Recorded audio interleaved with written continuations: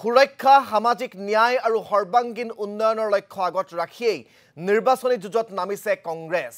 নগাঁৱত নিৰ্বাচনী প্ৰচাৰৰ মাজতে নিৰ্বাচনী বৈতৰণী পাৰ হোৱাৰ সমীকৰণ ব্যাখ্যা সাংসদ প্ৰদ্যুৎ বৰদলৈৰ।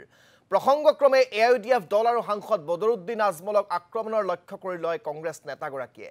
মুখ্যমন্ত্ৰীৰ শ্ৰুতলিপি মতে বদৰুদ্দিন আজমলে কংগ্ৰেছৰ বিৰুদ্ধে প্ৰাৰ্থী থিয় কৰোৱা বুলি অভিযোগ সাংসদ প্ৰদ্যুৎ বৰদলৈৰ। সুযোগ বুজি মন্ত্ৰী পীযুষ হাজৰিকাকো কটাক্ষ সাংসদগৰাকীৰ।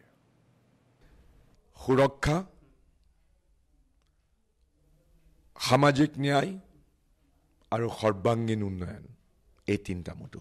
ইউডিএফে সদায় অসমৰ মুখ্যমন্ত্ৰীজনাৰ সদায় ইনষ্ট্ৰাকশ্যন মতে, নিৰ্দেশ মতে, শ্ৰুতলিপি মতে চলে।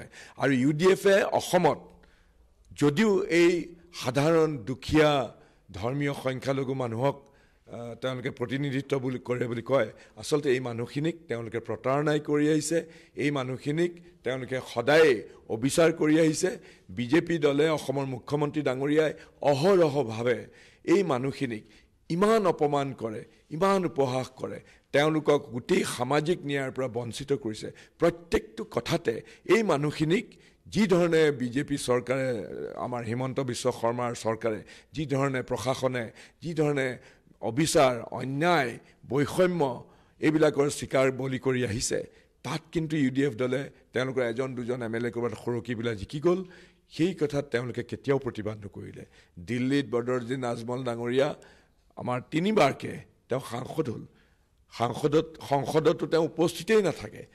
অসমীয়া মিডিয়ামৰ স্কুলবিলাক ক'ত চলিছে? ইয়াত চলিছে। অসমীয়াতে পঢ়ে, অসমীয়াতে কথা কয়, অসমীয়া আচাৰ নীতি তেওঁলোকে মানি চলিবলৈ চেষ্টা কৰে, আন্তৰিকতে কৰে। সেই মানুহখিনিকতো বাংলাদেশী কৰি দিছে বিজেপিয়ে। বিজেপিক যদি আজি অসমৰ বুকুৰ পৰা উৎখাত কৰিব পাৰে, বিজেপিৰ অপশাসনৰ যদি কোনোবাই অন্ত কৰিব পাৰে, একমাত্ৰ কংগ্ৰেছ দলে। গতিকে সাধাৰণ মানুহৰ লগত থাকোঁ, সাধাৰণভাৱে থাকোঁ, কেতিয়াবা খোজকাঢ়ি চৰ এৰিয়াত যাওঁ, কেতিয়াবা আমাৰ লগততো কোনো চিপাহী চন্তৰি নাথাকে।